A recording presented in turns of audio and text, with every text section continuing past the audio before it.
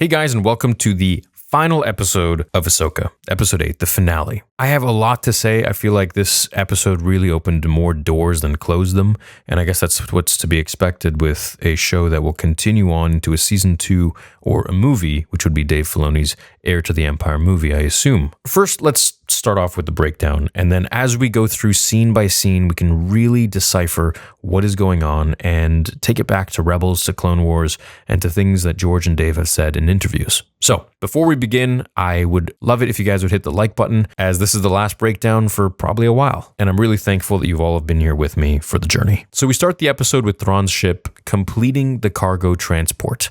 Now, obviously, he's putting together a lot of the Night Sisters that are, I believe, in these caskets or even like cryo chambers, because they all seem to have lights on them, maybe showing their stasis or perhaps their vitals. The time that Thrawn bought them by sending Sabine out to see Ezra was definitely a victorious move. And something I remember from episode 7 was that he said he wisely sent Sabine out far to buy them time, which always made me wonder, does he know where Ezra is? And if he does, then why didn't he just kill him off? Anyways, he says to Elsbeth to bring the Eye of Sion out of orbit so they can attach to it. Now, the Eye of Sion, of course, is the massive hyperspace ring, but also Sion is, Darth Sion from Legends, which was essentially this Sith that could not die. He just was so fueled with rage that he allowed his body to be literally broken to pieces until you'd wonder how this person is still alive, but that's the power of the dark side. And also, I noticed that Sion has, lots of cracks and stuff in him, kind of like Thrawn's ship and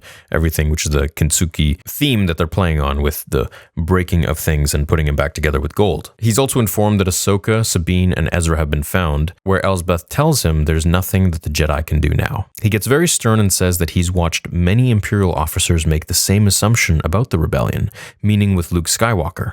Even if I fell victim to the heroics of a single Jedi, never again, he says. Here, of course, he's speaking of Ezra, who is the reason why he's in this place to begin with. After Ezra held him in place during Rebels, and the Purrgil used intergalactic hyperspace to transport him here and have him stuck here. The Grandmothers grant Morgan Elsbeth a new power for her loyalty to them, by rewarding her with the gift of shadows, unlocking her potential like the Great Dragon did to Piccolo, making him orange. They also give her a gift, the Blade of Talzin. Now, the Blade of Talzin is pretty cool because it's Mother Talzin's sword that she conjured to fight Mace Windu in the Clone Wars. This is a magical blade that is imbued with dark magic to block a lightsaber. She's basically Elsbeth 2.0. Ezra builds his lightsaber in Huyang's part of the ship and tells him that Kanan was his master and taught him how to build a lightsaber. Kanan was taught by Depa Billaba, fun fact, who was taught by Mace Windu, so it's a long chain that leads back to Yoda, who taught Mace as well at one point. Ezra is looking for the emitter piece like his masters, when Huyang helps him find it, create a similar replica of Kanan's, saying that he taught Kanan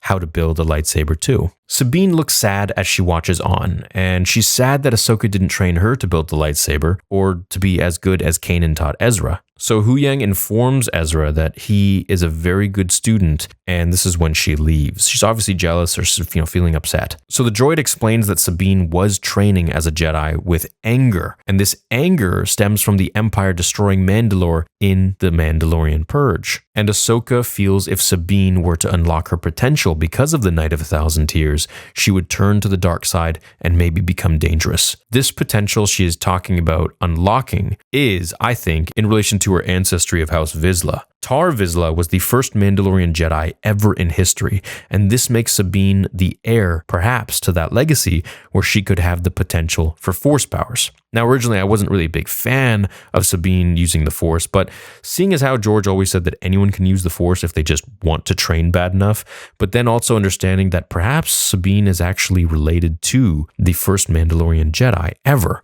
who, of course, had Force powers. We see parts of this in Rebels, of course, when Sabine's dad takes her to the statue itself of Tar Vizsla when she was a kid. And then, of course, there's an episode where she was coming to Lothal and she's with Zeb and a few of the others. And she said, "Did you guys hear that voice?" And he says, "What voice?" And it seems like she's the only one that can kind of hear these things. So I think it was always meant for her to use the Force or have some sort of Force power that she never developed because she became a Mandalorian. So Ahsoka and Sabine talk outside the ship, and Ahsoka talks about Anakin and how he always stood by her even when no one else did.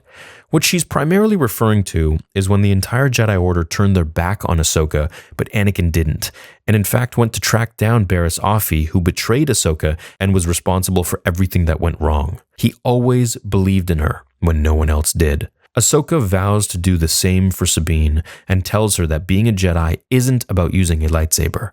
I think she means it's more about mastery of the Force, because then you can really use your lightsaber as an extension of yourself, and extension of the Force. As Ezra comes out of the ship to tell them that he's done building his lightsaber, he sees 2 TIE fighters shooting at them, crashing their ship, as Ahsoka and Ezra drop to hold it up with the Force. Sabine and Huyang try to take off. They do so with Ahsoka and Ezra's help propelling them, so Sabine takes out the 2 TIEs, then crash lands, but she's okay. Thrawn is told about the news and calculates that they should prepare for ground assault. However, as Ezra, Sabine, and Ahsoka ride the hounds to Thrawn's ship, they dodge the blaster fire, use the Force to open the door, and narrowly make it inside. Something I found interesting during this scene was also that Ahsoka asked for Sabine to use the Force to help. Any little bit would have helped them in this scenario. Pretty cool scene here visually. Ahsoka, Ezra, and Sabine all use their lightsabers at the foot of the staircase against the night troopers. They take them all out until, of course, the Great Mothers use their magic, their dark magic, to make the night troopers the undead. At which point, I became a little bit confused as to why the heroes didn't just dismember them.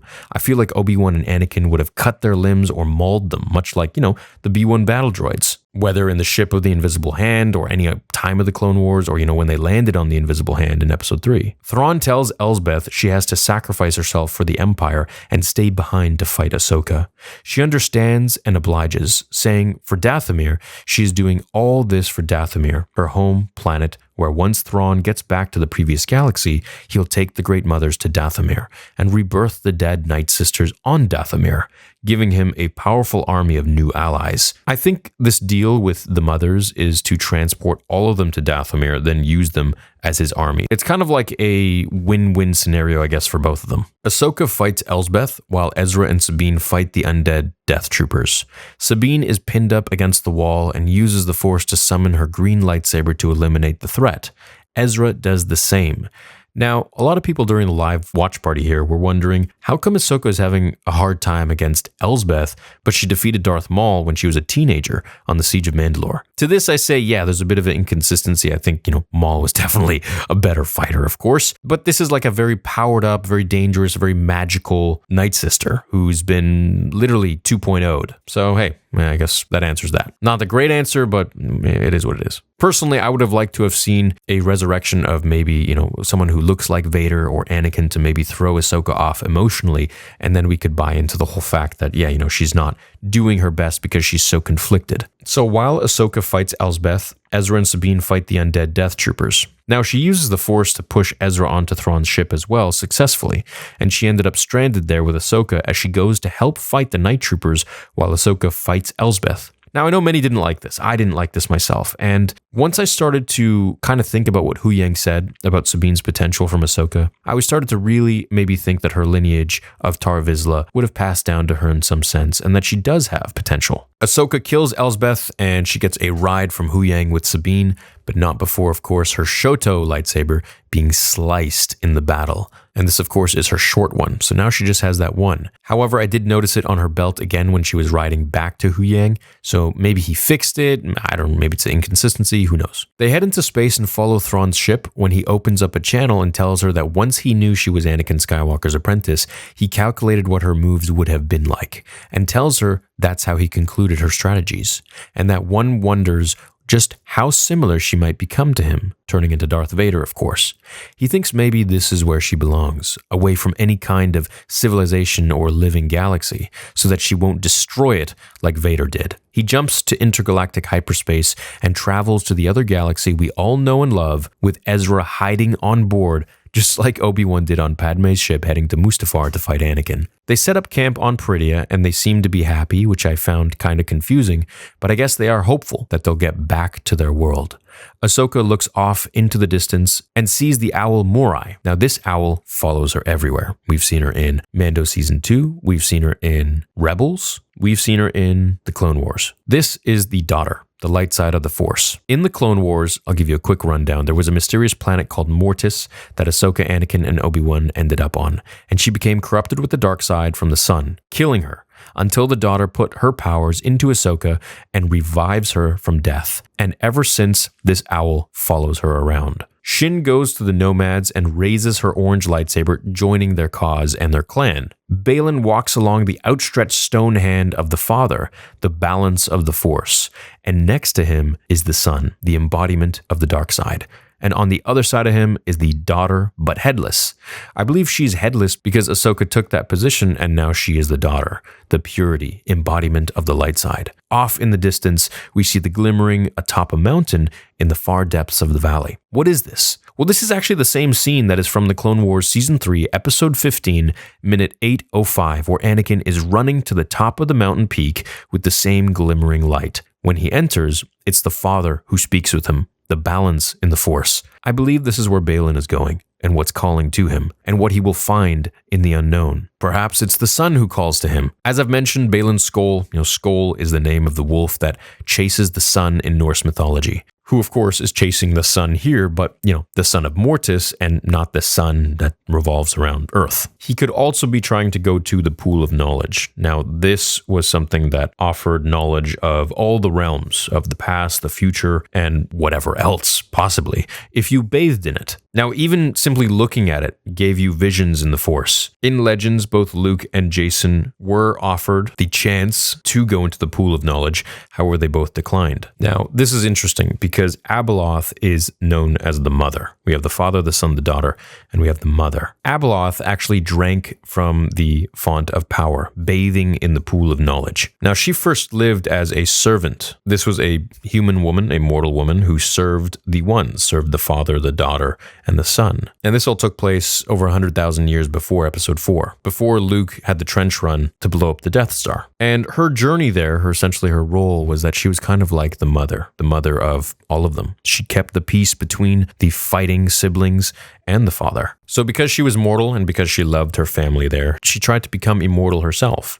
So she drank from the font of power and bathed in the pool of knowledge. And these actions are what corrupted her, transforming the mother into the twisted, immortal entity known as Abeloth. And so when the father found out about what she had done, he actually left the planet with the son and the daughter, stranding Abeloth. Now, she kept trying to escape, and it was the ones that ended up putting her back in her place in this imprisonment and trapping her in there. And this went on for eons and eons, millennia upon millennia, until, of course, their death, to which we don't know if she escaped after that. Now, in Legends, Luke ended up going and fighting Abeloth, and she's pretty much insanely powerful, but I don't know if they're actually going to incorporate her into canon. I think she would be pretty far-fetched to do. However, it's possible. I think if they're going to incorporate something like that, they would probably have to first give us more knowledge about the son. I think that would be a little more interesting than going on to the mother, seeing as how we know really nothing about any of them. As Ahsoka and Sabine make camp at night and look out into the night, they speak about how Ezra is right where he needs to be,